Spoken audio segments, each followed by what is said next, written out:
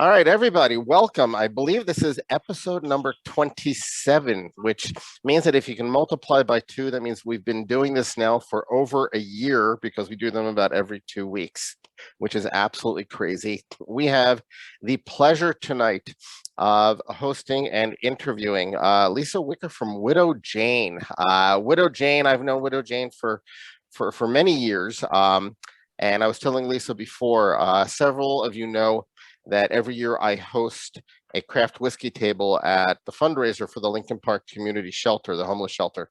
And every year I work with Brett Pontani from Binny's to try to figure out what whiskeys we should present at that table. And he introduced me to your 10-year bourbon several years ago. And it was a winner. People loved it. And I made sure I went home with the leftovers of the bottle that night because I loved it so much. Lisa, welcome.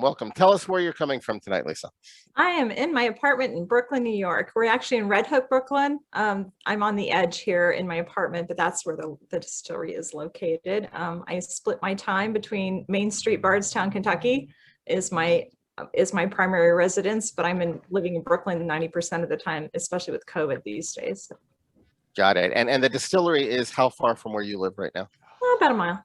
Yeah, oh, that's nice. One of the lucky ones, right? Yeah, because the Red Hook is a really interesting little corner of Brooklyn, and there really isn't any public transportation to Red Hook.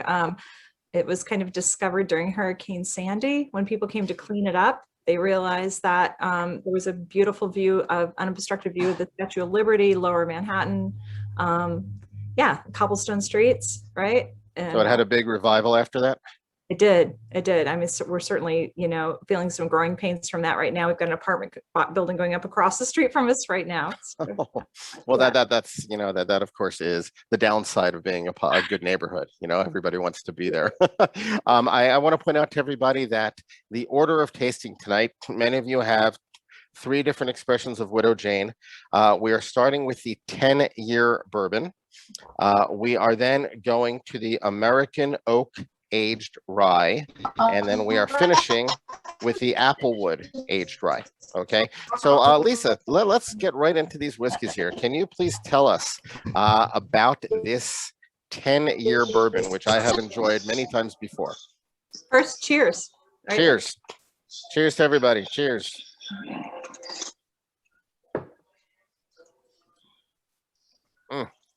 One of the reasons I was hired for Widow Jane was to work with the 10-year. It had been a single barrel expression. At one time it had been Kentucky, then it had moved to Indiana. And the company that purchased Widow Jane, that also owns Few, they wanted to not drop the age statement.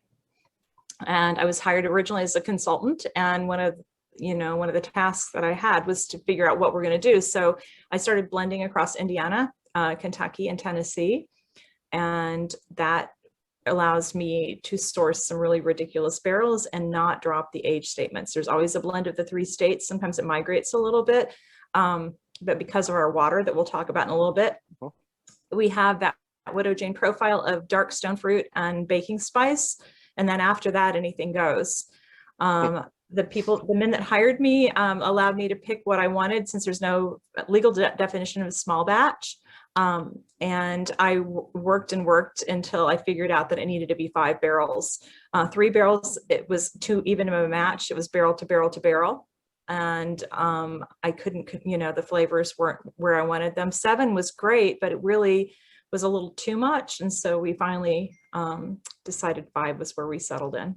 So let me make sure I understand this. So this is a blend from, you said, from 3 different states, correct? 3 states, yes. Okay, yes. And the states again? Indiana, Tennessee, and Kentucky. Okay, and the number of barrels that go into the 10? 5 barrels. Different barrels. And are you trying to get like a consistent flavor each year, or does each year have a little bit of a difference from the prior years? Like how do you deal with that concept of consistency? That's the excellent question. That's the question of the day. I'm always looking, like I just said, the dark stone fruit, the cherry is what I'm looking for, and then baking spice. So it's interesting how they migrate. So a few years ago, I bought a lot. When I first started, I bought a huge lot of barrels, and They were delicious, but they were excellent blenders because they weren't terribly complex. They were over 10 years old, but they were drinking like 4 years younger than that, 4 to 5 years younger. So we moved those barrels. We moved them to another warehouse that's kind of a low profile warehouse. And now they've taken off and they've gone a whole different direction. So now I have a whole lot bolder whiskeys that I'm blending than I did before these blender barrels. So there's always, I tell people it's kind of like a river runs through it. So I have my barrels, I kind of know where my lead barrels are going to be. And as we go, sometimes I'll end up with 2 barrels of one state and one, and it's crazy. Sometimes it'll be 3 barrels from one state and one barrel from each of the other 2 states.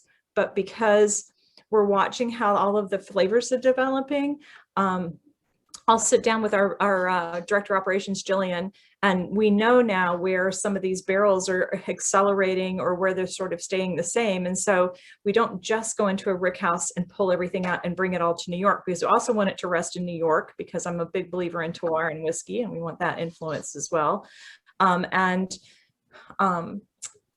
Anyway, so it's like, I call it Rubik's Cube, or let's make a deal, right? Like, okay, we know that we love these barrels here, but these barrels are really crazy over the top. These are a little more subtle, but we need to bring some, from this warehouse and this warehouse. So my barrel manager, Duncan, and warehouse manager, Duncan came from Michigan, went to school in Chicago, fell in love with whiskey. He wasn't at Benny's. I can't remember which liquor store he was at. Fell in love with whiskey. Answered a Craigslist ad for a job in Antarctica. Went to Antarctica. Came back to Antarctica. Worked at Woodford Reserve, and then went back to Antarctica because he met a Kentucky girl, and she went with him back to Antarctica. And then it was her turn to do her thing in fashion. And so then they came to Brooklyn, and Duncan's resume ended up on my desk. And he's amazing. He's got a fabulous palate, and he's my best front line. So he'll pull all the samples, but he'll make notes on them sometimes. If they're, we've gotten into a pattern where I know what to expect by the lot numbers on them.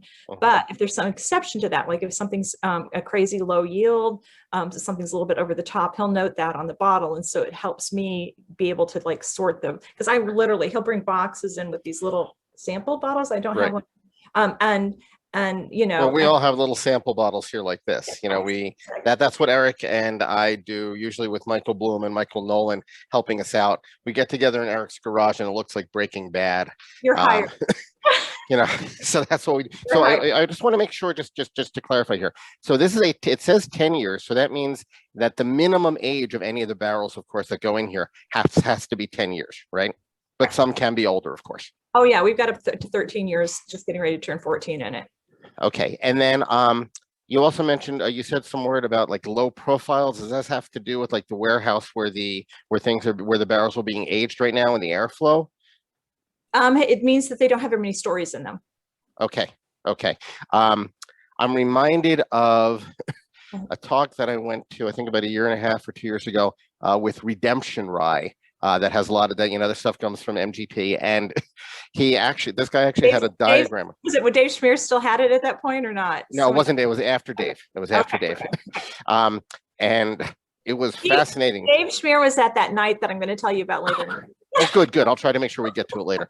And it was fascinating because he kept talking. He actually showed us, a map of the storage rooms where the different barrels are and how he would move things around and taste different things. And it's an amazing amount of work because, the differences in the temperatures and the consistencies and all that stuff.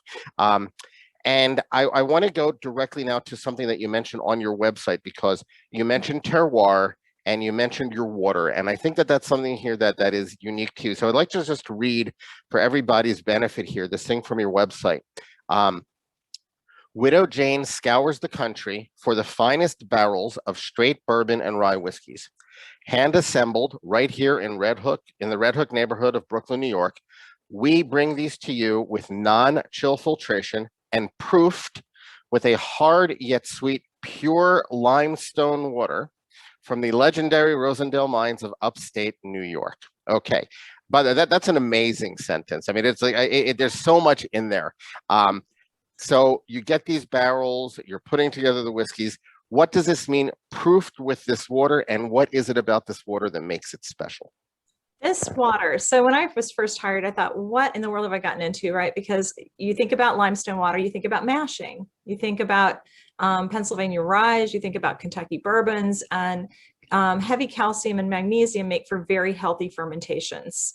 The absence of iron causes whiskey to go black. And so generally when things have been filtered through limestone, you have, little to no iron and all these gorgeous minerals in it. Well, what's different about Widow Jane is New York domestic water is actually really fabulous water.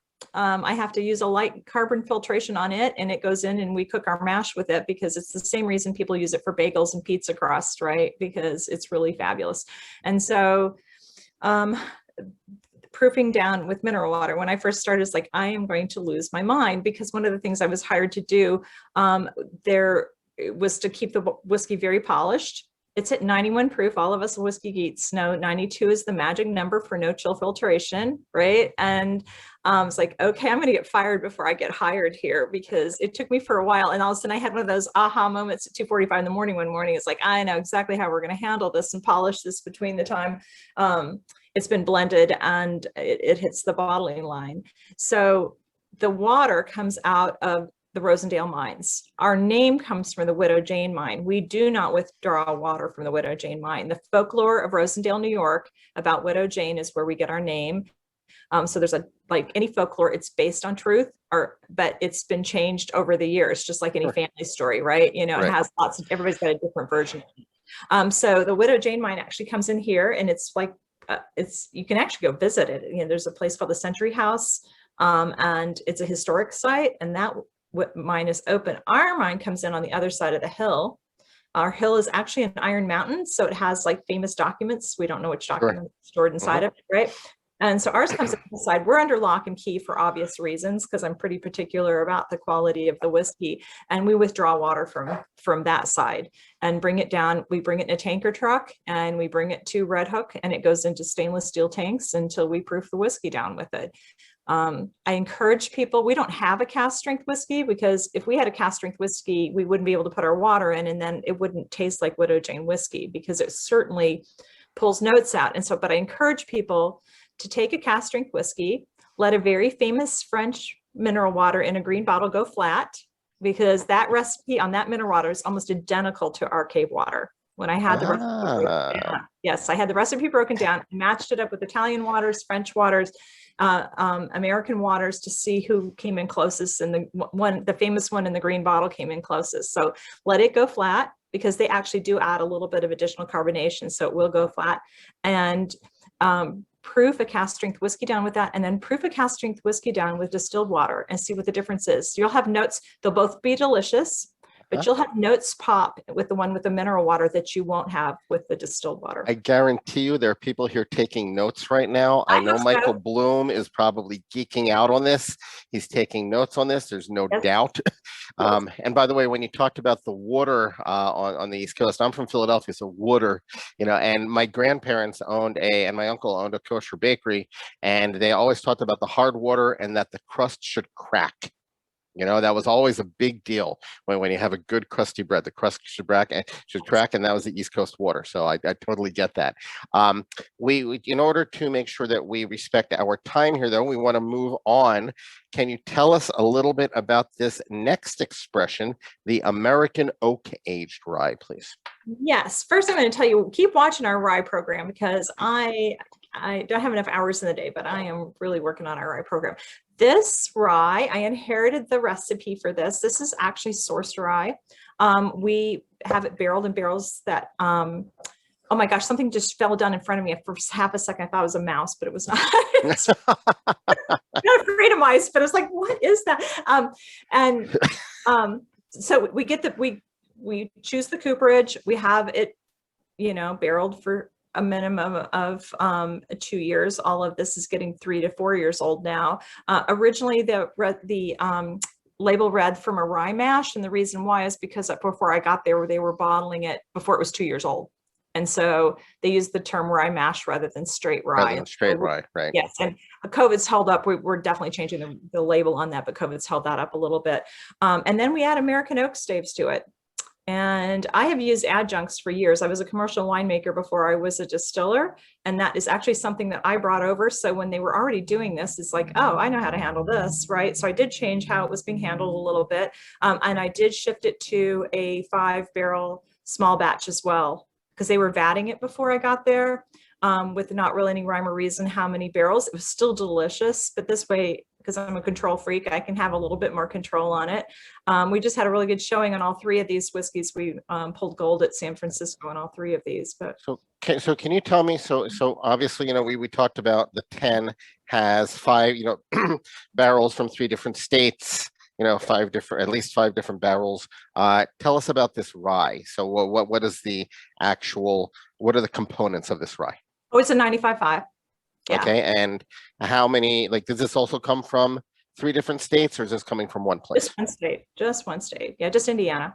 Okay, Indiana. And so the mash bill in here, when it goes into it, is it 100% rye when it starts, or is there other stuff in here too? Oh, it's 95% rye. 95% rye. Okay. And talk to us about the oak aging process with this. So is that something that is happening in Red Hook, or is that happening in Indiana? And how do you control that process? It's happening in Red Hook. So we bring those barrels in and obviously open them up, and but we do pick the cooperage, for the whiskey to rest in. But what you'll find different than most of the Indiana rye is that it's really soft and sweet. We don't have the high grassy, which I actually love a good spicy rye. But this appeals to so many people, even people like, I don't think I like rye whiskey. And everybody's so surprised how much sweeter it is with the American oak staves in it. And that is just purely warehouse management on it, because these things can go another direction. Sometimes they'll, come across with some notes that aren't so favorable. But we are, like I said, we've got an amazing warehouse crew, and it's delicious, and there's a lot of sweetness in here, and there's a little bit of peppery stuff, but not. You're right, it's not as spicy as a lot of other ryes. One question we're getting in the comments, I don't know if you're able to look at them, is whether or not the rye in here is malted or not. Can you talk to us a little bit about that? No, it's not. And I will talk about malted rye because I'm using that actually, because, we've got a split personality. We're talking about the sourced and blended fruit whiskeys, but we are laying our own whiskey down, and I use malted rye in the mash bill for it rather than regular rye. Something I did discover last summer during COVID with this, Kentucky style, get the iced tea glass out, lots of ice, and pour this over ice, and it tastes like lemon lime. Oh, now that I've said that, you might come up with that lemon lime note in it. But, it's one of those things you can pour mid-afternoon and work on for a couple hours, Nothing wrong with that. Nothing wrong with that at all. When I moved to Kentucky, I learned how to really drink whiskey, right? Right. Well, yeah. I thought I did have it before I got there, but then, right. So you guys are you are now starting to make your own juice, correct? Yes. They always have, but they've always done small lots and really experimental lots. I inherited some really great things, and that's part of the reason I accepted this position. I came on originally as a consultant. After a year, Sampson & Surrey asked me to dismiss my other clients and come on with them full time. And then I was director of distilling for all the brands, but that didn't last very long because I was at Widow Jane all the time. So we've had some amazing things happen. So they had already worked on an open pollinated heirloom cross of Bloody Butcher and Wapsie Valley, which are pretty common these days in craft distilling. And they came up with a product called Baby Jane. And it has some of the sweet notes of Bloody Butcher. It has some of the savory notes of Wapsie Valley. And then when I showed up, they were getting ready to destroy 27,000 bushels of grain in New York because they didn't know what to do with it. It was too much for the distillery in New York. And so I immediately went to the farm or to the elevator and found out it was immaculate. There wasn't a piece of gravel or a stray kernel of corn out of place. That's treasure. That you found a treasure is what you did. So we did not have the capacity in New York. So I sent trucks out from Kentucky, and we brought it back to Kentucky in a couple different distilleries and distilled it there. So the next 2 years, we had the largest heirloom corn crop for whiskey in the United States. I planted seed corn's always grown in Pennsylvania. It's a farmer that helped develop it. We also grow seed corn upstate New York for insurance reasons because it's the only, it's a one-of-a-kind corn. Okay. So in case I lose, somebody's barn burns down in one state, then I still have seed corn for the next year. Right. All the production corn for New York is grown upstate New York, in Avoca, New York. And then until we get a new distillery built in Red Hook, which was supposed to start last April 1st. And guess what? COVID kind of put that on the back burner. So, yeah, a lot of plans got changed. Yes. And so Peterson Farms grows for us in Kentucky. We're the first craft project they took on. They grow for Makers, they grow for Sazerac, they grow for Heaven Hill. And they had approached me when I was in Bardstown on a project. And I called them from New York and I said, hey, how about growing corn for us? And fortunately for me, Bernard Peterson, he has a daughter that lives in Manhattan, and he and his wife were on their way out. And I said, come by and see me. You know, I want to talk to you about this. And he was with his sister-in-law, who also works with the business, and his brother-in-law. And 10 minutes, and he's like, I think we're going to grow your corn for you. And so that's amazing. Yeah, the in-person makes such a big difference. It does make such a big difference. That and drinking a little whiskey on my front porch when I'm back in Bardstown with him. That does not hurt. That does not. So so the distillery in Red Hook, you know, what kind of stills are you dealing with there? We've got a Carl still, 263 gallon. I had made brandy on it when I was distilling at Starlight in Southern Indiana. That's what they originally had as their brandy still before they put the Vendome in for the grain project. And one thing I like about the Carl stills is they were actually, they're German. They lend themselves to brandies because they keep intact the grape varietal. And guess what? If you're using heirloom corn, it's the same thing. You're not spending all this time and money to grow these fabulous corns with their own flavor profile to lose all of that. And so we do a 1-pass whiskey.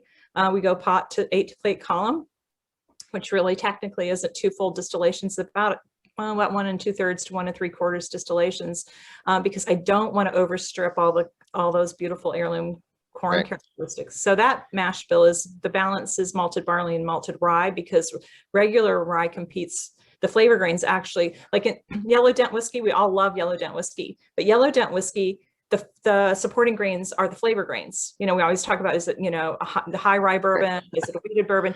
And with heirloom corn, that's the flavor grain. And so you want the other ones to be softer and in the background. So. Right. That's why some people use, 5% malted barley, and then 5% malted rye, and the rest is unmalted, so that's why they do stuff like that. And the barrels, so you're aging in Red Hook. Mm-hmm. Okay, in the barrels. For how long do they typically stay in the barrels once they get to Red Hook? Well, it depends. Months, because we rotate them to the back. We have another warehouse. I bonded the new distillery space because it was just sitting there, right? So we bonded that, and so it's 15,000 square feet, and needless to say, it's full of barrels now. So I don't have it. I don't have it permitted for manufacturing. I can't do any blending over there, but I can store barrels, and we are bringing all kinds of barrels. In fact, today they're like, you want us to put these away in Kentucky? I'm like, no, we're bringing them on out to New York. Thanks. And so, nice. Yeah, very nice. Great. I've got more to play with, and I'm driving the guys crazy because they have to run around, to both places to pull samples. But right, and eventually you get the more terroir, because you're talking about, you're doing your own stuff there, and eventually you're going to be able to bottle that, which is great.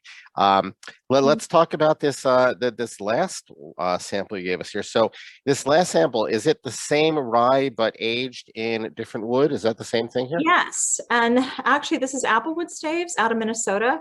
So it's the same idea, different flavor profile. It's really subtle, but definitely lends itself to fall and winter cocktail kind of things. It makes amazing hot toddy in the middle of winter. It's a little warm for that right now, but Applewood from Minnesota. If anybody's got I want to repatriate everything to New York, right? So if anybody's got an aunt or uncle that has orchards in New York that actually harvest their trees on a regular basis, I can find Applewood here, but there's not like a regular, once the trees start to age out, planned harvest here like there is with the orchards in Minnesota. So I can get that, but I am still trying to pursue getting enough New York Applewood so that we can, it's apple country, right? Right. And how long, of course, there's so many apples in the northeastern United States. How long has this sat in the Applewood? A year. A year? About a year to 18 months. Okay. Yeah. Sometimes I'll blend some in that are as young as 3 to 6 months with some of the older ones. It depends. That's the reason I went to the 5-barrel small batch too, because being able to control the flavors, but generally they're all older But if I think that they're getting a little out of balance extraction wise, then I'll blend it with some younger barrels. Okay, so we actually have a question here from David Fain from Washington State. Oh. And his question is, do you need Applewood as we have plenty here in Washington State? I have plenty for Minnesota. I just need some New York. Yeah. Yeah, that's even farther away, you know. You don't really need to go that far. I can tell you I love irony, right? And my grandfather, I had an older father, so you know, it's like skipped a generation, and age-wise, but my grandfather finished his career over the State Liquor Control Board in the state of Washington. Oh, wow. That's great. I mean, he didn't drink. I have his corkscrew, you know, but yeah. Well, as we know, Washington has some very good whiskeys coming out of it. We do know that, you know, we have Westland coming up in June, so that's definitely coming.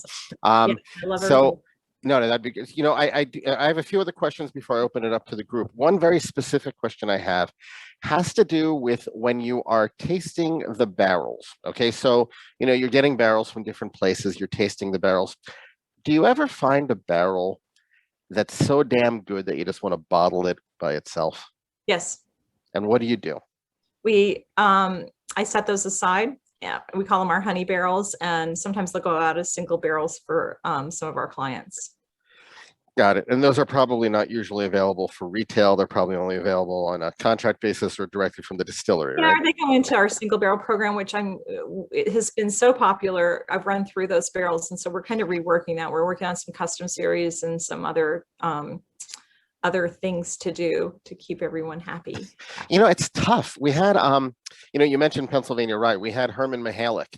Oh, you know, yeah. you know, Herman's a great guy, you know, from Dad's Hat about 2 months ago. And one of the samples he gave us was one of his single barrels. It was a barrel strength single barrel. It was amazing. And, you know, we couldn't buy it here in Chicago. And I have family in Philadelphia, and I happened to I had a trip planned for Philly, and I called him up and I said, we want to order a bunch of bottles. And he said, no problem. And I was able to, since I was able to go there, you know, it's go to Pennsylvania and get it. But it was funny. He ended up having to ship it to my mother, who lives in Philadelphia, in the Philadelphia suburbs. And, you know, she's almost 80 years old. And I told her that she'd be getting a big box of whiskey. And then a week later, she called me up and she said, did you send me a big box of whiskey for some reason? And it was such a big box, she couldn't handle it by herself. She's 80 years old. And so she actually unpacked the box bottle by bottle and brought the bottles into her house and then repacked the box for me. I love your mother. Oh, she's wonderful. It was great. It was great. But she put them all back in there. yeah, it was hilarious. It was packed perfectly. I mean, really, she did a wonderful job. But I totally understand, you know, what you talked about here with you know, the whole concept of getting the single barrels, because when people like you are tasting so many barrels, I'm sure that every once in a while you just come upon something and say, you know, I'm not putting this in the blend. Well, you know, it's interesting because when I was building the winery in Kentucky, before I went into distilling, it was in Marion County, Kentucky, right, where Maker's Mark is. And so as I got to know that crew there, a couple of times they asked me if I wanted to just pop into the lab, and it's before they had the single cask program, right? And so they would have barrels that would stick out like that, and you know, but they all went into the Maker's blend. And now, so I think the cask strength that they did there was one of the smartest things they could have done, because that's exactly where those honey barrels need to go, is off on their own. You know, we just got a good question in here that I was actually going to answer in the chat. If we're dealing with, you know, the oak aged rye and the Applewood aged rye, I mean, obviously, you know, we're dealing oak, you know, more of a nut wood, and then you have the apple, more of a fruit wood. You know, it really does make a gigantic difference, you know, in the taste and the flavor. Can you talk a little bit about, you know, the differences between oak and apple and why that does make such a big difference? Yeah, obviously for flavor, for tannin, oaks tend to be a little bit, you know, have more green tannin, some green stemminess to them a little bit. And that's where we come up with some of those lemon lime flavors that I was talking about, you know, more of the citrus peel type of, with the Applewood, you know, you get the soft sweet, get more floral. It's interesting, the trees that bloom, and you use the wood from the trees that bloom, you get those floral characteristics like the tree blossom in it. and I think it's just fascinating how that, that everything gets translated from the original source. Well, the right? citrusy, I really do pick up that citrus notes in the oak. I mean, it really, and the way you described it, just putting a little bit of ice and enjoying it on a hot day in the patio. I mean, I will be doing that, I assure you. Right? What's that? Who needs 7-Up when you? Yeah. I don't think I've ever done that. Actually, no, I can't say ever. I think the last time I probably mixed a good whiskey with a soda was probably in college, like 37 years ago. So I just can't do that. So I am going to ask you one more question before we open it up to the group. Tell us a good Paul Hletko story. We love Paul. Paul, for many of us, is a good local guy. We see him at whiskey tastings all the time. Few is great stuff. You guys are in the, your sister, Yes. whiskeys and you work together with distributors. Give us a good Paul Hletko story. Oh, let's keep it clean. I'm trying to think. Have we floated down a river together in Montana? Yes, check. On equipment buying trip, right? The last real night out before COVID hit, I was with Paul. I was with Dave Schmier, right? I was with Martin Duffy of Glencairn Glass. Oh yeah, we know Martin. Martin's a great guy. We interviewed Martin. I've known Martin known Martin for about 15 years. Great guy. Liza Wysick, the whiskey writer, because Liza lives right here in Queens. Steve Bayshore, who's over the Mount Vernon project, because I'm the senior consulting distiller for Mount Vernon as well. Nice. Who else was in that group? I think that was it. And so I just excused myself. So anyway, we've been out, right? We've been at a whiskey event and we decided to go to a dive bar in Times Square. And I come out of the ladies' room and Paul's like, hang up a minute. I'm like, what? I wasn't in there that long. And some major almost altercation happened. 10 minutes I was in the bathroom. It's like, you guys. So Paul and the rest of them almost got into a fight? Paul was in his jacket. That beautiful jacket. Marty was in rare form. Yes, and that's how we slid into COVID. Oh my God, that's a great way. That's a great way to slide into COVID with a story that almost ended up in a fight in a dive bar. That's great. Yes. And so anyway, I came back out there like, you all want to sit on here. Well, there was almost a fist fight. Let's just say that. I think Marty picked it, but I have seen Marty after quite a few drinks. He's not known for being quiet at those times. No, he's not. Yes, yeah, go with Marty to an Irish bar sometimes. It's just insane fun. It's insane. After COVID, I'm sure we're going to be doing stuff like that. So I don't want to monopolize the conversation here. Eric, do you have any particular questions for Lisa before we open it up to the group? Yeah, one quick question. How large or how wide do your batches vary?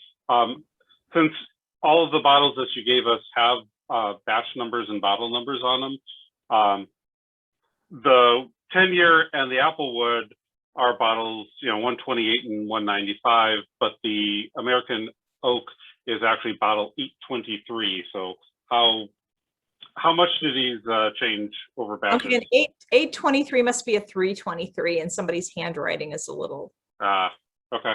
Okay, because we just bottled today, the 400th batch of 5-barrel small batch went on to the bottling line today. It was a big day for us, big day for me anyway. But yeah, they do vary. It's just, there's flavor migration, just like any of the whiskeys, right? Over the years, you go back and pull the old bottle of Elijah Craig and it just happens. There's just flavor migration from the blender. I keep original bottles back so that I always have a touchstone, to go back to. But as the barrels are you got all the stock and we have, like I said, we want some amazing stock but those barrels start to shift. So I always try to pull myself back to those original, 2 or 3 things that I want to hit in those blends. And then after that, I kind of have to let them take on their own personality, make sure they're balanced, because I've had a run recently where I've had to really do a lot of mixing and matching because I am not getting them as balanced. They weren't as balanced, and I refuse to let them go to get blended if they're not. And, I'm holding up the warehouse guys, right? You know, like, Lisa, you got to get these done. I'm like, well, I'm trying here. You know, because I tell people it's like, you know, you rob Peter to pay Paul. Sometimes, like today, I was doing four batches, usually do 4 to 7 at a blending session when I'm sitting down. And you know, you get the first one comes easily because you've got all of them in front of you, right? And so then the second one is, oh, it's like, great, this is solid. This is going to be a good day. I'm going to get through these. You hit the third one, good. And then you hit the fourth one, it's like nothing matches. And so you got to go back and you've got to start robbing Peter to pay Paul. You got to start pulling out of your first and second batch that went so easily and you thought it was great, and trying to get those balanced. Or you say, you know, like today, I'm like, you guys have got to bring me some more samples because, you know, I'm not getting these as balanced as I want them. So yeah, but flavor migration is a real thing.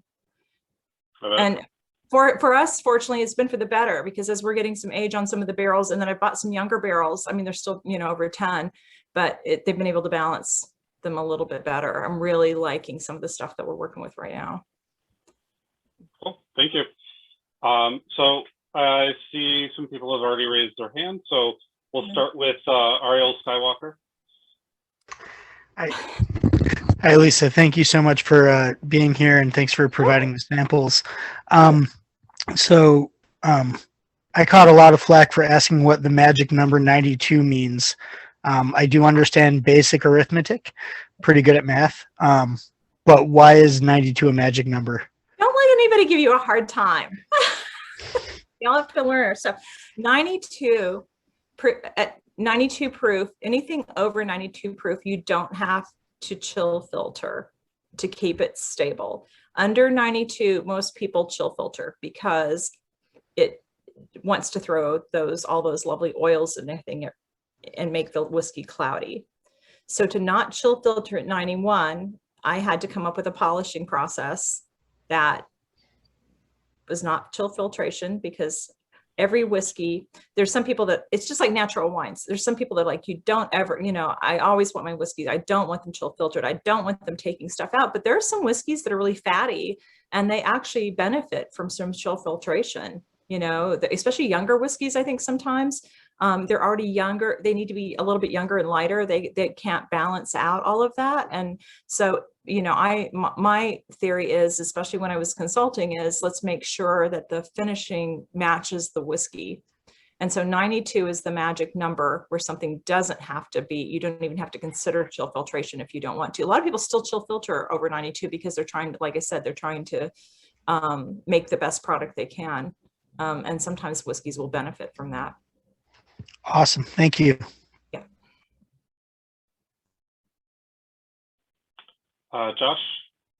All right. Thank you. Hey, Lisa, this was great.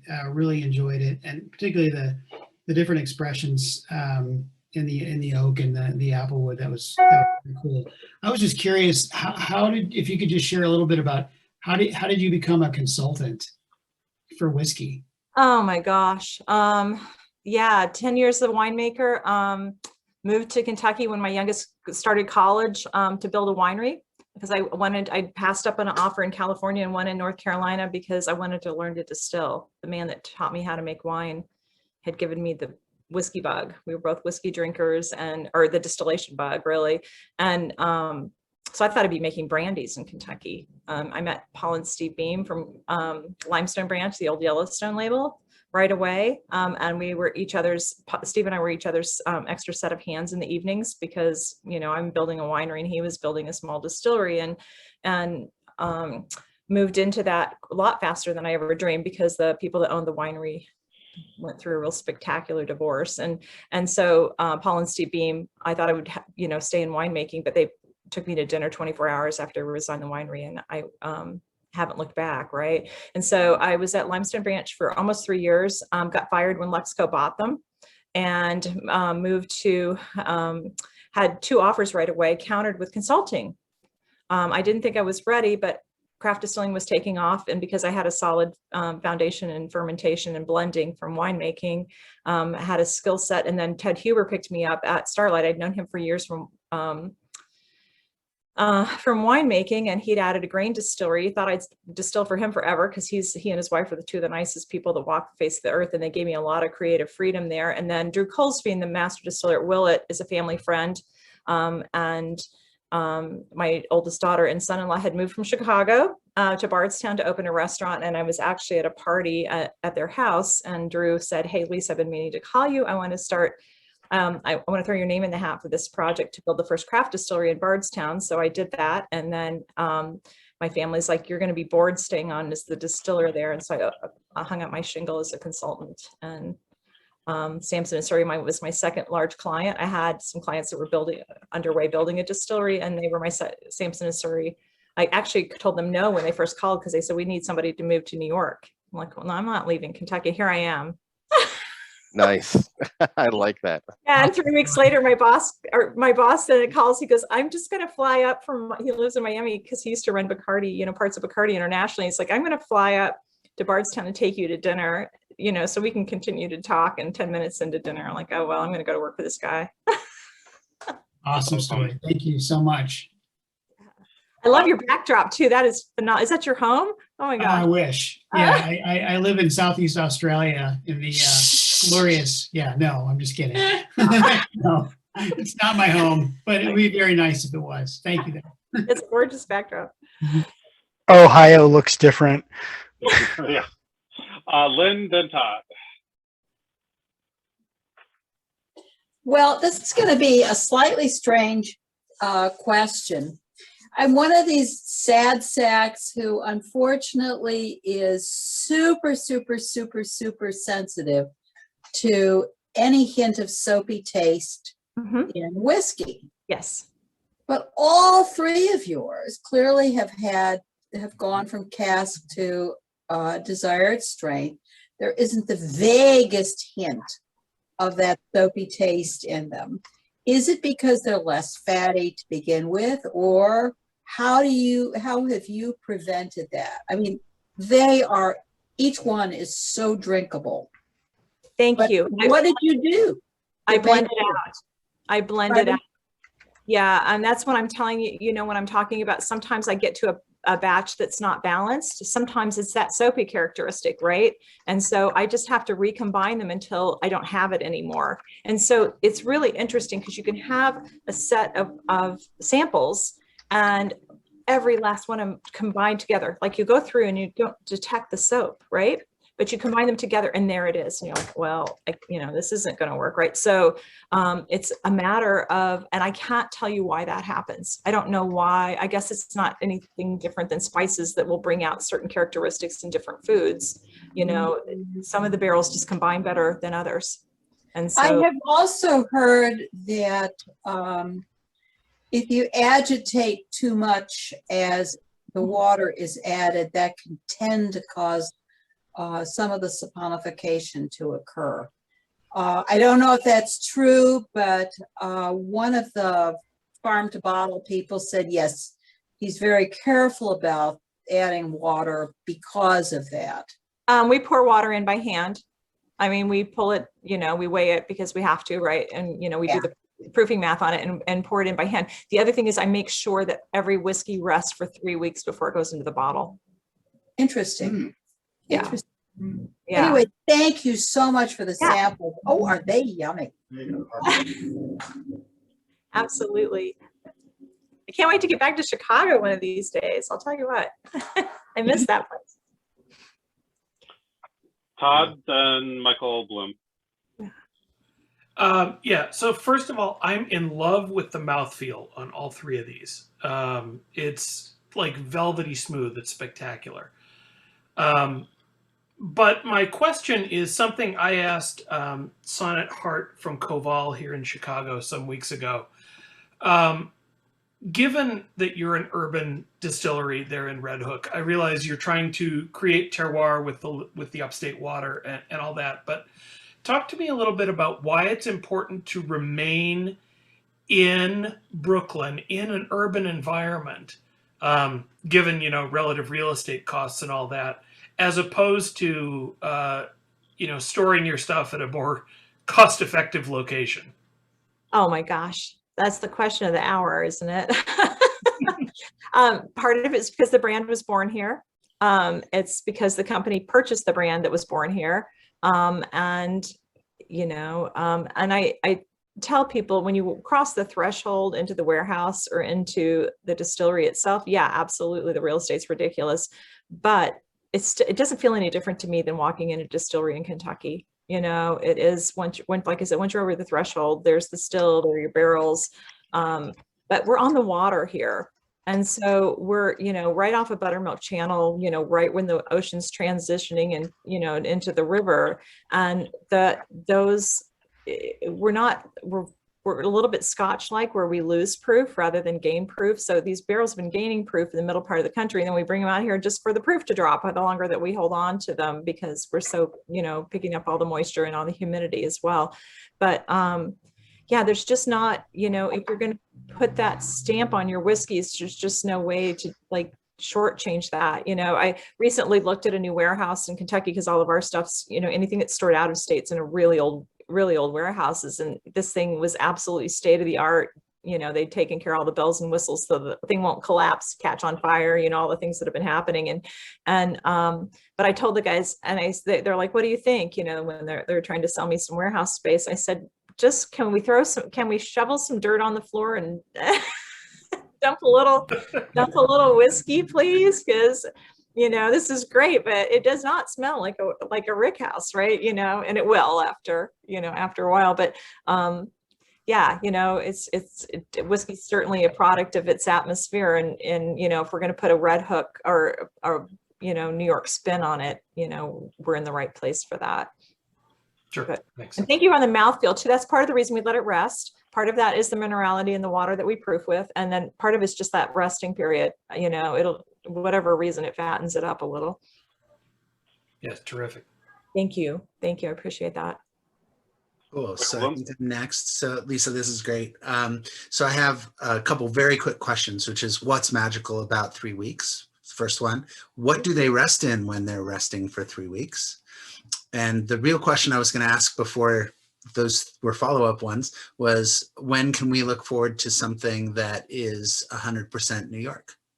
Oh, good question. The resting, when we all, if you put, you know this, if you put whiskey into a graduated cylinder and then you start adding some drops of water, you've seen this in your whiskey glass, you'll see where it starts to stratify, right? You know, it's got these little beautiful ribbons through it, but that means it's not combined. And so we'll put it in 350-gallon stainless totes and let it rest. We go ahead and proof it down. I will have the guys, depending on what time of the year it is. I say guys because I'm a Midwesterner. I grew up in Bloomington, Indiana. So guys means women, men, whatever, right? Kids, dogs, whatever. And but I'll have them pump it over sometimes. So if I feel like it's not getting,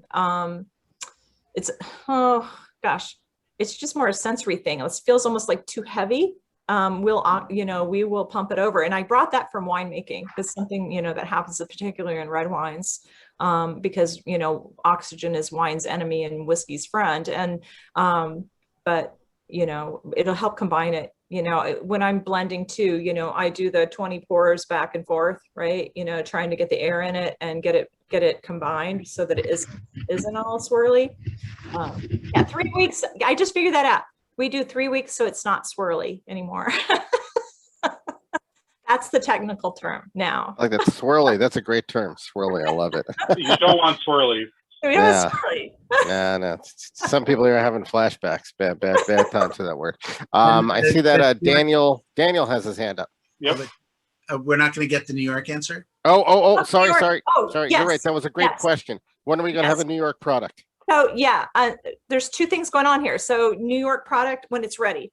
We release a 1-year-old baby Jane only because they did that before I got there, and it gets people's heads around what we're doing with the heirloom corn.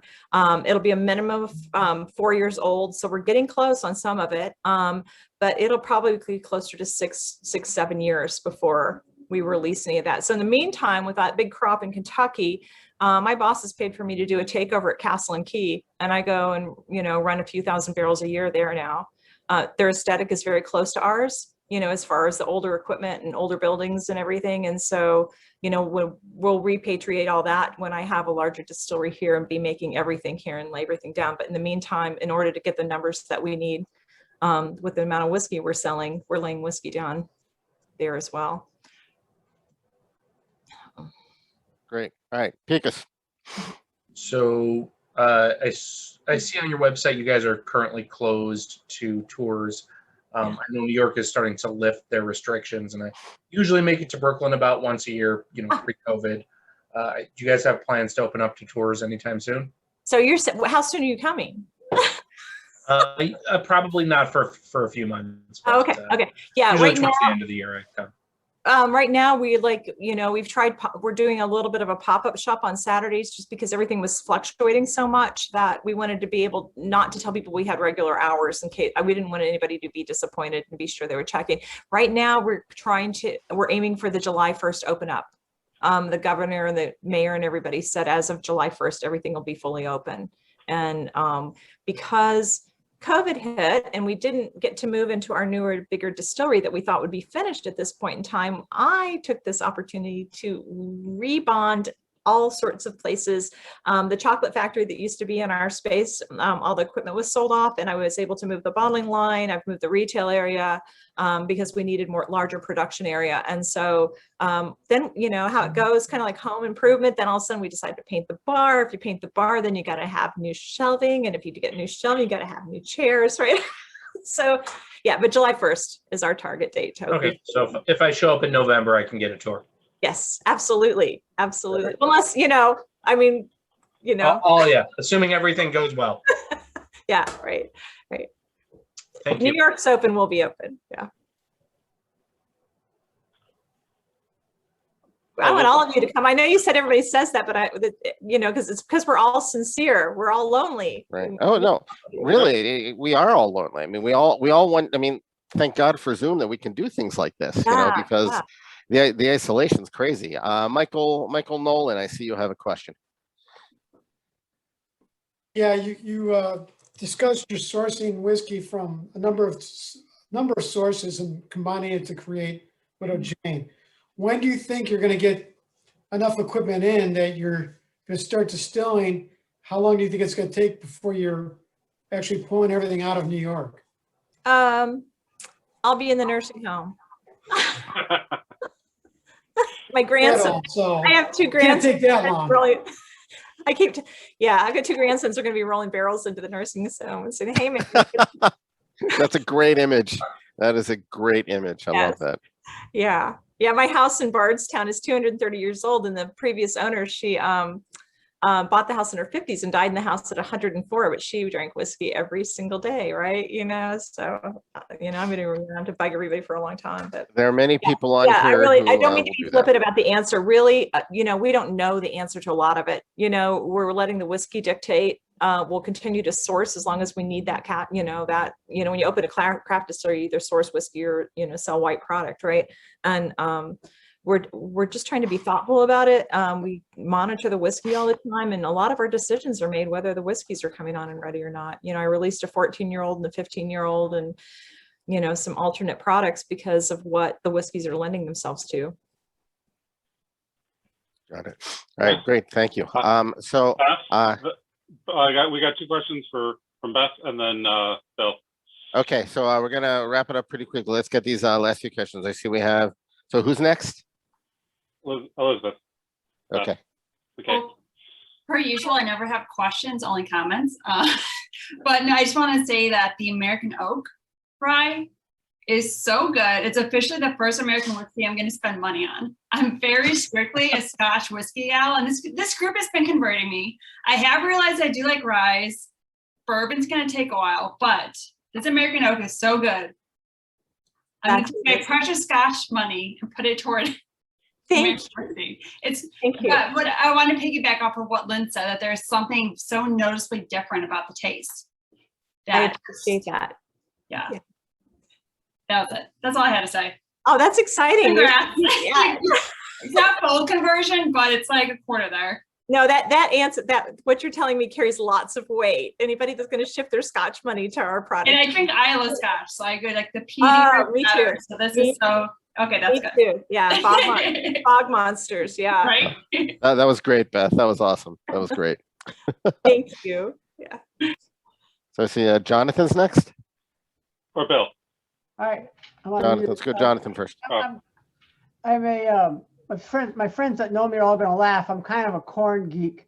You said you use heirloom corn. What kind of heirloom have you used? And have you tried different heirloom varieties to get better, results?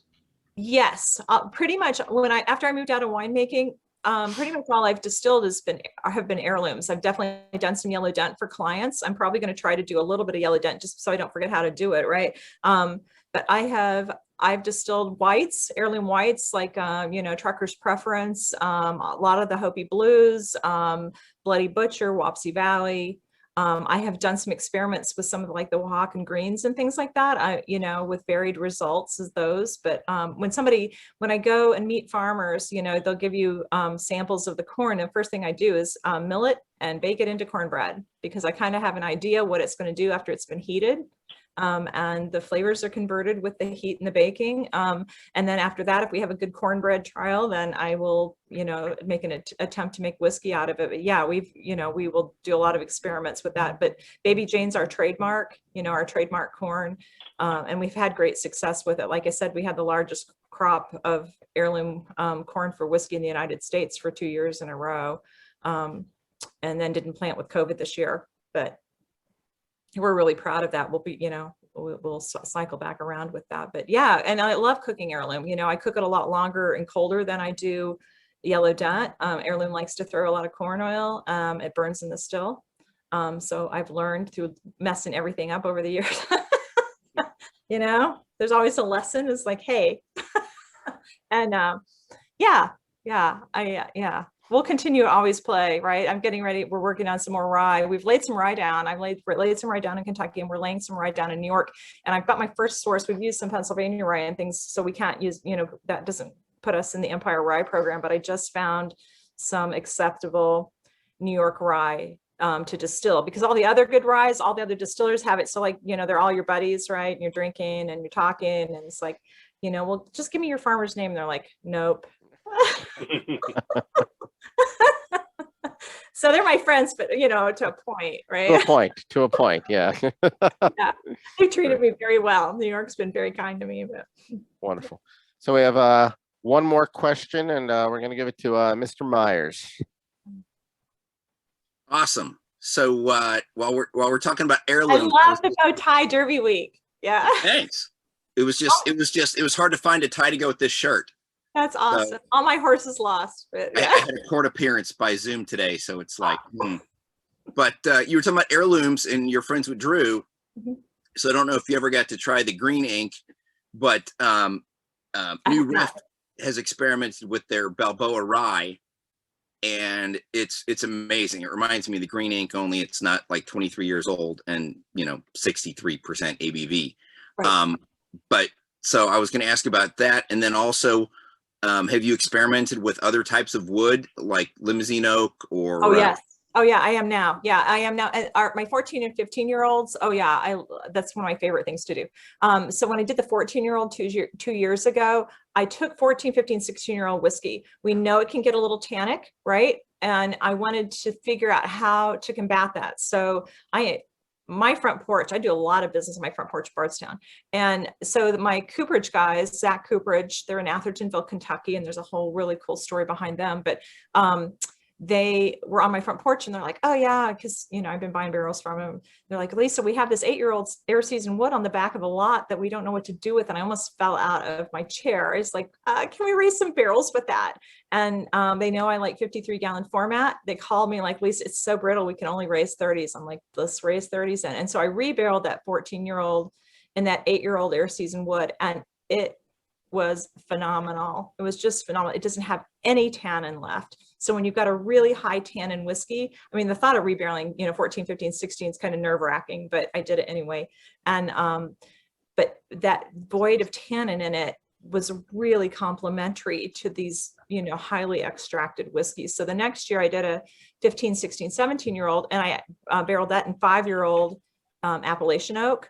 I'm experimenting with Ozark, Chinquapin, Appalachian, a couple different Hungarian, French oaks, Hoosier National Forest, Indiana oak, Minnesota oak. Yeah, you name it. I'm experimenting with it. Where are some of those things available? Are those like your front porch only exclusive, or Some of them are, yeah, some of them are only front porch exclusive, but yeah, and the other people, but all the barrel companies have stuff. And so if you call them too and say, you know, what do you have that's unusual? So like a couple of the companies, a lot of them already have things for you to experiment with, but I'll have them cut the ends of staves and then toast and char them the way that I would do the inside of a barrel, and I drop them down in vodka because I want to know what the wood expresses, just the wood by itself. And then I'll drop it down in a very simple whiskey, not a blend.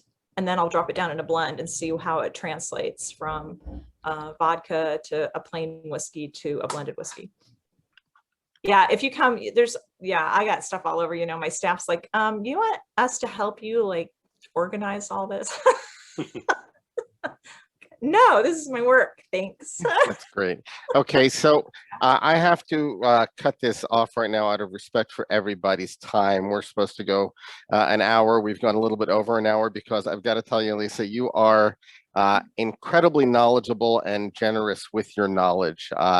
You really know your craft. And one thing that Eric and I have been trying to do is have a mix between things that people know and are familiar with and spirits that they don't necessarily know.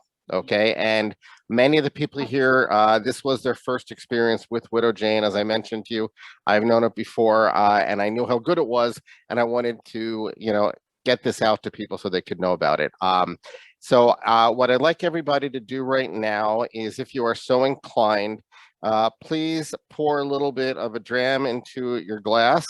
I am going back to the one that I have emptied already. I've emptied the oak, so that tells you something. If everybody could please unmute, and everybody please join me in saying thank you and cheers to Lisa Wicker from Widow Jane. Thank you. Cheers, Lisa. Cheers. Cheers, Lisa. Thank you. Lisa, any final words? Thank you for the invitation. You guys have been awesome. I love this format. I love how your questions are out of the ordinary and very much appreciated. Yeah. That is great.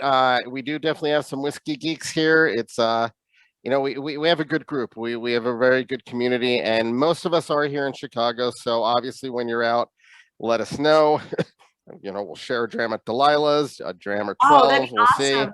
Yeah, There are also people here, by the way, from Boston. There's some people from Tennessee. We have Washington, but most of us are here in Chicago. We have St. Louis, but you know, so we're all over the place. But really, you have been incredibly generous tonight. You have been very, very effusive. The knowledge that you have imparted to us has been great, and thank you very much again. Eric,